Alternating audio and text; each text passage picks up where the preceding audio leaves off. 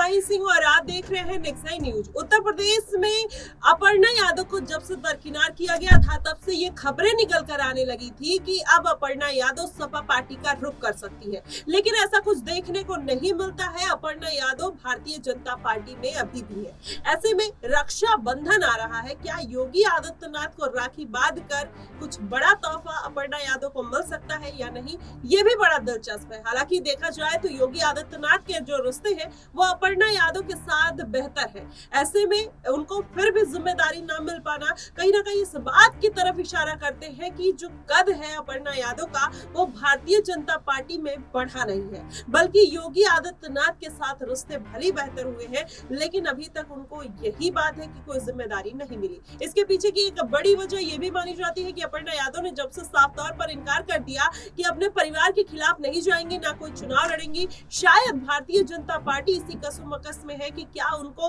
कोई जिम्मेदारी देनी चाहिए या नहीं देनी चाहिए। और इस बार के उपचुनाव है, करहल सीट पर उम्मीद लगाई जा रही थी कि भारतीय जनता पार्टी बड़ा मौका दे सकती है या अखिलेश यादव भी बड़ा मौका दे सकते हैं अपर्णा यादव को अपनी तरफ करने के लिए। और मिल्कीपुर सीट है जहां पर अवधेश प्रसाद अपने बेटे के साथ ताल ठोकते हुए नजर आ रहे हैं। क्या योगी आदित्यनाथ कोई जिम्मेदारी देंगे या फिर नहीं, आज इन्हीं पर चर्चा करेंगे। हमारे साथ मनीष मौजूद है। मनीष, क्या लगता है किस तरीके के समीकरण बन रहे हैं अपर्णा यादव को लेकर? क्या भारतीय जनता पार्टी में ही रहेंगी या विधानसभा चुनाव से पहले किसी और पार्टी का रुख कर सकती है?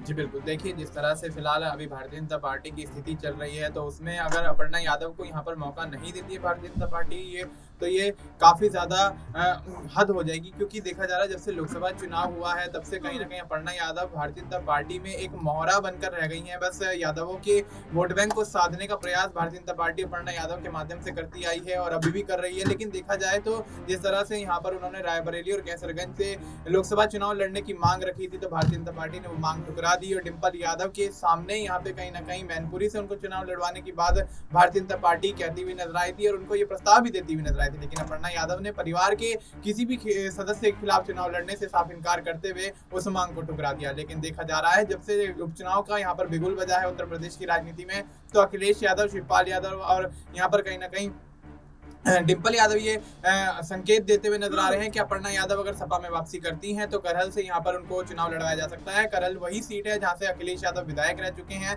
और सांसद बनने के बाद ये सीट खाली हो गई थी, उस पर उपचुनाव हो रहा है। तो वैसे में अब फिलहाल तो तेज प्रताप यादव के नाम पर मोहर लग गई है, लेकिन अगर अपर्णा एन मौके पर यहाँ पर वापसी कर लेती है समाजवादी पार्टी में तो बेशक उनको यहाँ पर जिम्मेदारी मिलती हुई नजर आएगी। और अगर जिम्मेदारी अपर्णा यादव को करहल की सीट से समाजवादी पार्टी दे देती है तो भारतीय जनता पार्टी को वाकई उत्तर प्रदेश की राजनीति में एक बहुत बड़ा झटका लगता हुआ नजर आएगा। माही जी बिल्कुल, ऐसे में अगर अखिलेश यादव अपर्णा यादव को साथ लेते हैं तो कहीं ना कहीं भारतीय जनता पार्टी को झटका लगेगा। लेकिन योगी आदित्यनाथ रक्षा बंधन का क्या गिफ्ट देंगे अपर्णा यादव को, यह भी देखना दिलचस्प होगा। क्या उपचुनाव की जो सीट है उस पर योगी आदित्यनाथ अपनी मुहर लगा देंगे या फिर नहीं, ये भी बड़ा सवाल है। लेकिन अपर्णा यादव क्या अब अपना राजनीतिक भविष्य बचाने के लिए भारतीय जनता पार्टी में ही रहेंगी या किसी और पार्टी का रुख कर सकती है? तमाम ऐसी पार्टियां हैं जो अपर्णा यादव को लेने से परहेज नहीं करेंगे, जिसमें मायावती और चंद्रशेखर आजाद रामन का भी नाम शामिल हो सकता है। ऐसे में अब